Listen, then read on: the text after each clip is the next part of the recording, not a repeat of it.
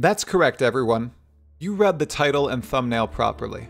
You cannot compare Diablo 4 to Path of Exile 1 or 2 in any regards. Not in the slightest. Never, ever, at any point during any discussion, under any circumstances may you size up this select set of video game titles. In fact, I say we go a step further. Never compare Diablo to PoE. The franchises are entirely separate. Stop hurting Blizzard.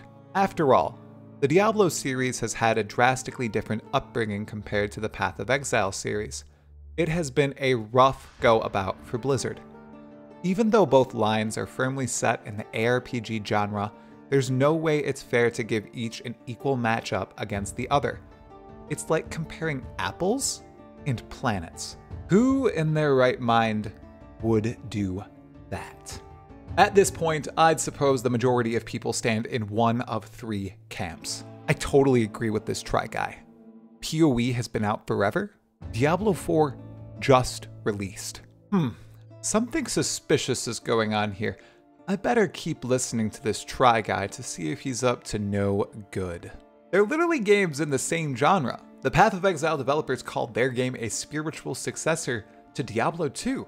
How can this try person say they're incomparable? Regardless of which camp you're in, and even if you fit into none of these camps, I implore you to reflect upon your position and ask yourself, do these other points of view have merit?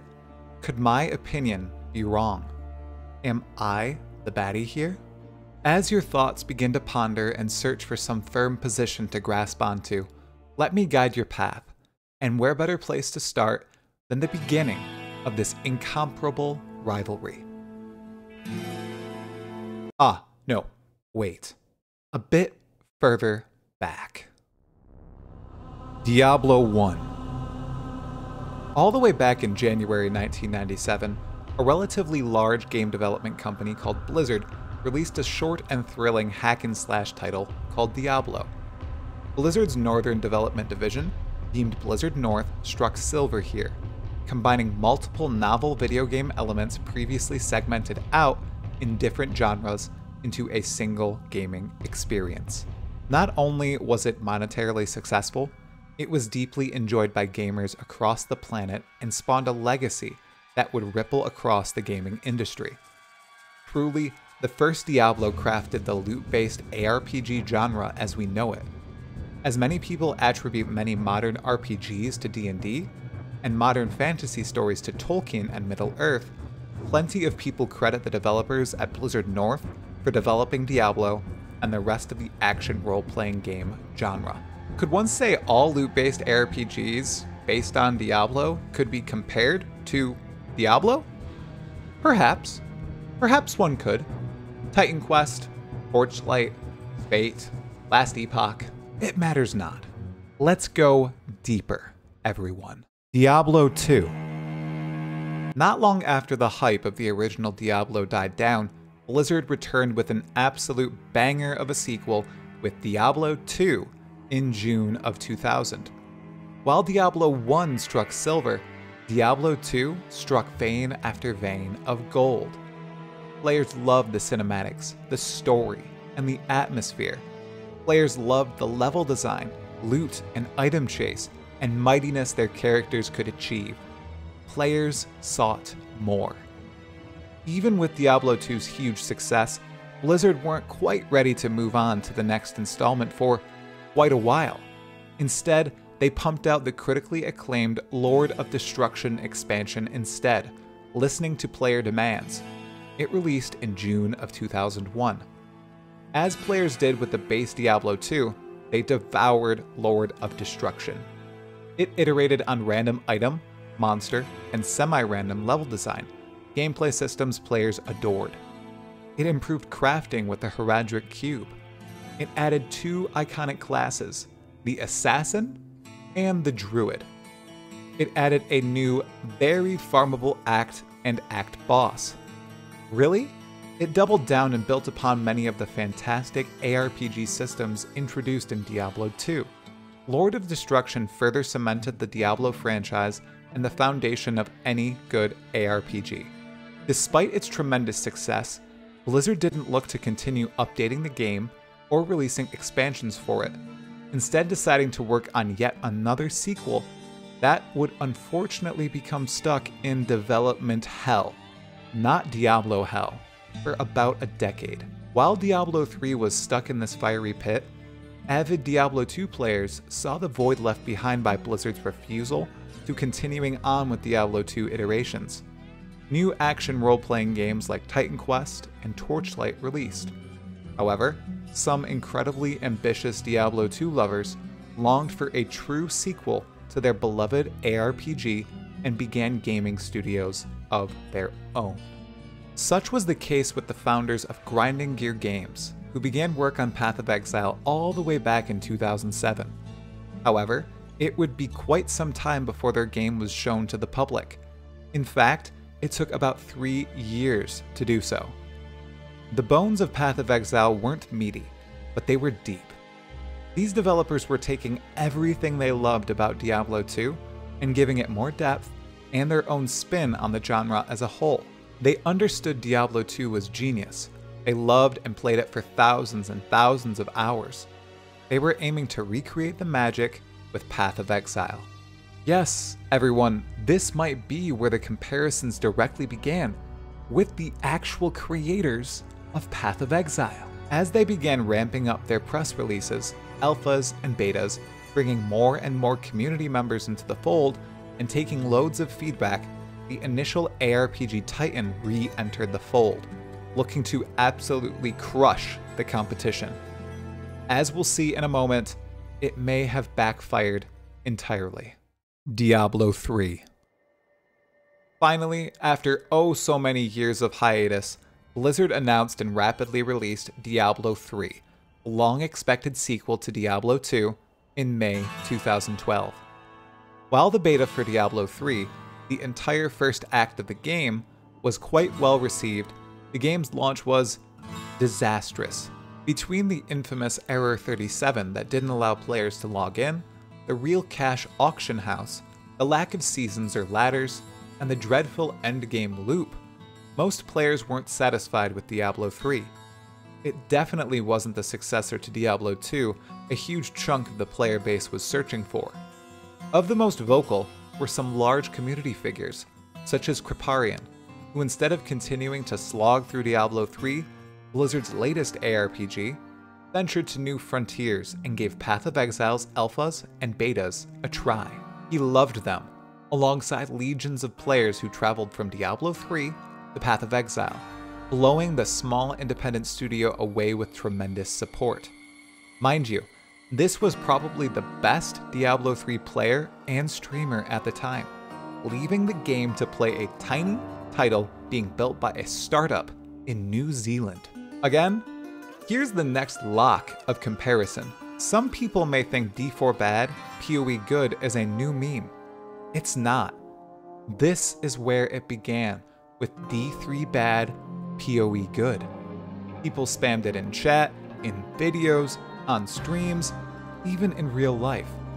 Both games were ARPGs. Both were supposed to be successors to Diablo 2. Both were based around loot and killing monsters. Both featured building difficulty campaigns that led to an endgame loop. Lots of similarities, okay? But could Diablo really be compared to Path of Exile? With Diablo 3 launched, let's dig a bit deeper into its totally not similar competitor, Path of Exile. Path of Exile. Concurrently being developed alongside Diablo 3, Path of Exile was gaining more and more popularity. While it didn't release officially until October 2013, it had a super populous alpha, closed beta, and open beta period from January 2010 to October 2013. While Diablo 3 launched and stumbled a bit, PoE was gaining momentum during its initial pre-release updates. And these weren't press betas, similar to what we've seen for other big titles of the present, like Diablo 4. These were living, breathing betas with lots of problems, lots of new content, and lots of developer interaction. Which is to be expected, right? Path of Exile was an in-development game made by a tiny studio with a fraction of the resources compared to giants like Blizzard. However, even just the bones of a game enraptured new players who realized this was the real sequel to Diablo 2 they were searching for, with a bunch of flair attached. The huge passive skill tree, the gem system, the dark and gritty campaign and setting, the items. Oh, and the items. It helped that the frontman of Grinding Gear Games, Chris Wilson, was a massive, passionate fan of Diablo 2 who wasn't afraid to show it. He constantly compared Path of Exile to Diablo 2 and other ARPGs of the time like Titan Quest. He was also a huge proponent of interacting with the community. The PoE team constantly posted YouTube videos featuring Chris Wilson narrating new content, design manifestos, and even cool new builds to showcase to the public. The relationship between GGG and the community was wonderful. Much of their inspiration came from the aforementioned ARPGs. You could say they'd never think comparing the games was odd, as they were all based around the same core concept. Plus, it didn't matter that Diablo 2 was made a decade before, or the fact that the huge Diablo 3, the most financially successful PC game of all time at the time, had just released with an enormous batch of development resources allocated to it. None of that mattered in the end, as, truly, they were games made from the same distant ancestral origins. Eventually, Path of Exile released in October 2013 and began its intense development live service cycle.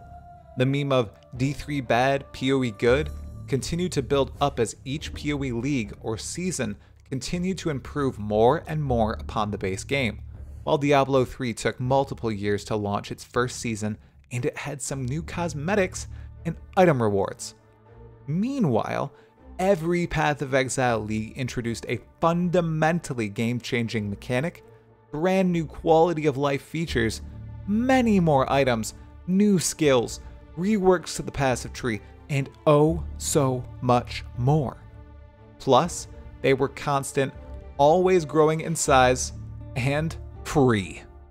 Path of Exile was, and is, a game supported by optional cosmetic microtransactions, not paid game boxes or locked paid content. Yes, Diablo 3 player numbers dwarfed Path of Exile, but that didn't stop the comparisons of the player base then, as the players weren't focused on those vanity metrics.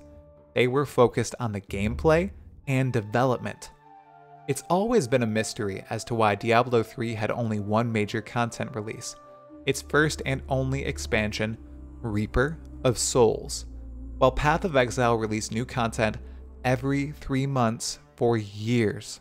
In May 2018, for the first time, Grinding Gear Games experienced a major infusion of capital when Tencent, the Chinese publisher of Path of Exile, acquired a majority stake in the company. As posed by the managing director, Chris Wilson, this left GGG as an independent company, would not mean any changes or dictations to the game by Tencent, or any pay-to-win features in the game's international servers. In fact, it would mean GGG could hire even more developers for its most ambitious project yet, called 4.0.0.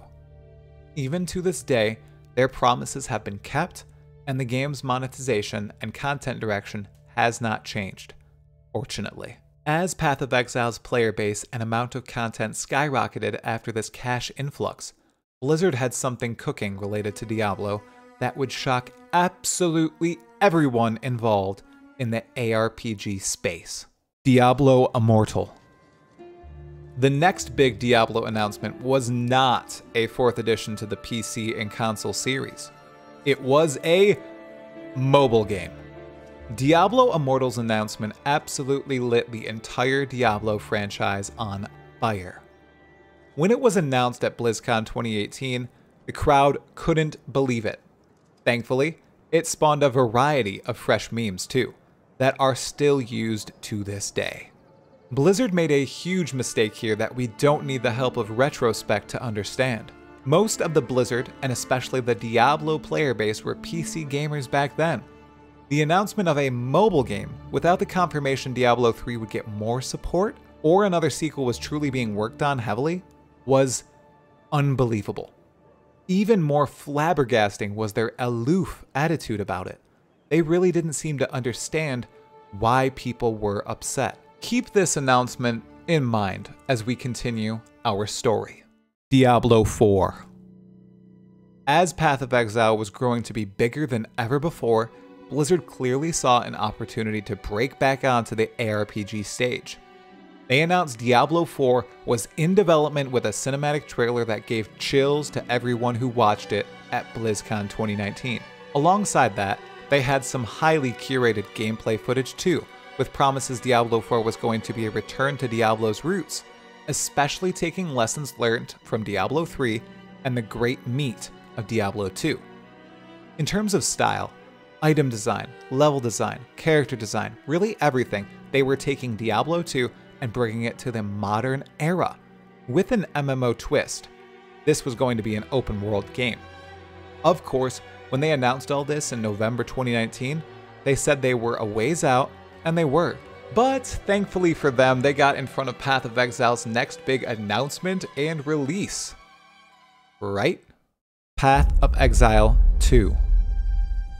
Not long after Diablo 4's announcement, Grinding Gear Games upstaged Blizzard and let loose the news that Path of Exile 2 was on its way just 3 weeks later. Unable to secure the massive funds that Blizzard could, they didn't have an amazing cinematic trailer, they just had incredible gameplay to show, in a trailer and not. During Path of Exile 2's announcement at ExileCon 2019 in November 2019, the actual lead developers hopped on stage and played PoE 2 live in front of an audience. Additionally, they noted 2 other upcoming releases, the next huge Path of Exile expansion, Conquerors of the Atlas, and then Path of Exile Mobile, a mobile, non-pay-to-win version of PoE. Of course, this immediately sparked comparisons to Blizzard's announcement of Diablo Immortal. Chris Wilson even referenced it on stage, and their promotional video for PoE Mobile featured a mobile Fall Guy, 100% referencing Wyatt Chang of Diablo Immortal infamy. The Triple G developers didn't shy away from comparisons between their product and their rivals, and PoE players constantly compared the two. Interestingly, the people who don't like to compare Path of Exile and Diablo are Blizzard themselves, who very rarely acknowledge PoE's existence, and Diablo players, who cannot fathom comparing their beloved series to the tiny whittle Path of Exile. Why? What's really the harm? Especially now. Diablo 4 release, PoE 1 now, and PoE 2 upcoming. Ah yes, the present, when all the Diablo 4 versus Path of Exile comparisons are igniting fires everywhere. Diablo 4 released long before Path of Exile 2, as PoE 2 doesn't even have a release date yet. However, even the live Diablo 4 is struggling to please its players and, as I predicted, is pushing more and more people to Path of Exile 1 due to its many problems. Path of Exile 1 is still trucking along with content updates every 3 to 4 months, while Path of Exile 2 has now been split out as its own separate game and is quite far out from release. While it looks absolutely phenomenal and an amazing addition to the PoE series, even looking better in graphic, animation, and art direction fidelity than Diablo 4, we'll focus on the currently released titles.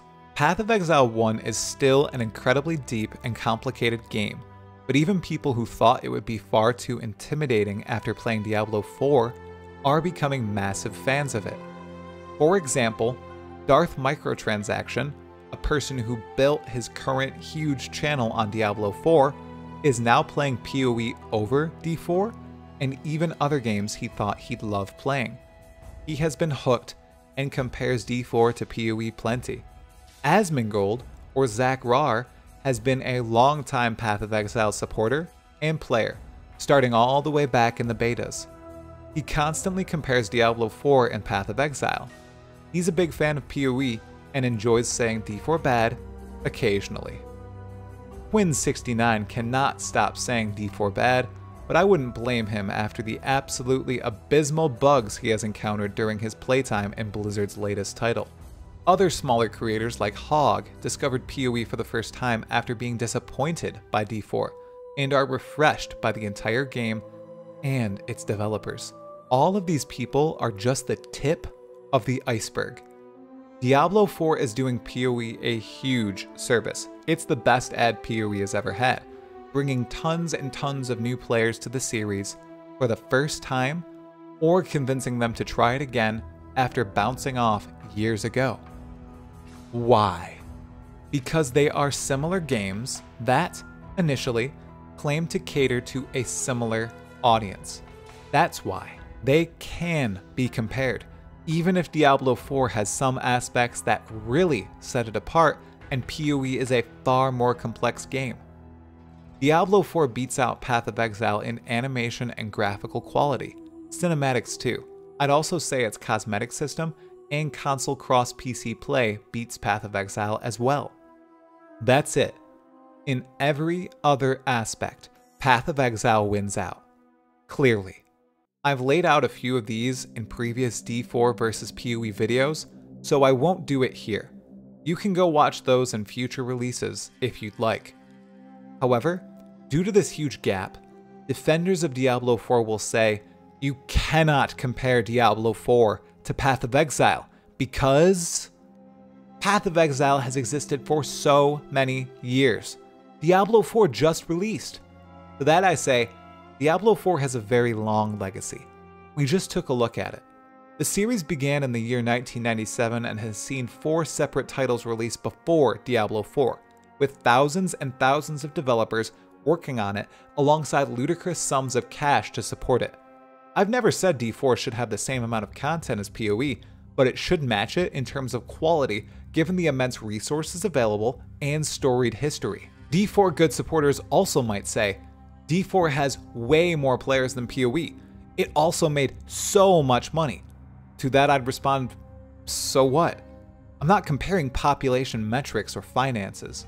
I'd expect a company who can put up billboards in New York City to advertise their game, a company that could make deals with huge fast food companies, or a company that could hire Megan Fox to read ads to garner a far larger player base, and therefore have more players and make more money. GGG cannot do that. You win there, I guess, but does the financial success and marketing of a game really matter? Or does its quality? I'd say the latter matters far more. Finally, some D4 supporters also say, you cannot compare D4 to PoE. They are different games. To that, I give you this video, Heroes of Sanctuary. Of course they are not the same game. We all know that. However, they are both inspired by the same material and in many ways cater to the same audience. The Grinding Gear Games developers have directly stated they wanted their game to be a spiritual successor to Diablo 2. Blizzard outright claimed that they wanted to return to a Diablo 2-esque game with MMO elements in Diablo 4. How can you say these titles are incomparable? It's okay to compare games. There's no need to be furious about it or become super defensive. Honestly, the only people spouting this nonsense, funnily enough, are the people defending Blizzard and Diablo 4 and Blizzard themselves. The former by directly outlining the 3 arguments above, and the latter by basically ignoring the existence of any other competitive games. I prefer a different approach. The approach taken by some of the big figures I've named, like Asmongold and Chris Wilson. Acknowledge the competition. Analyze what they do better than you. Ponder how you can improve, and, of course, the last step, improve. Don't complain.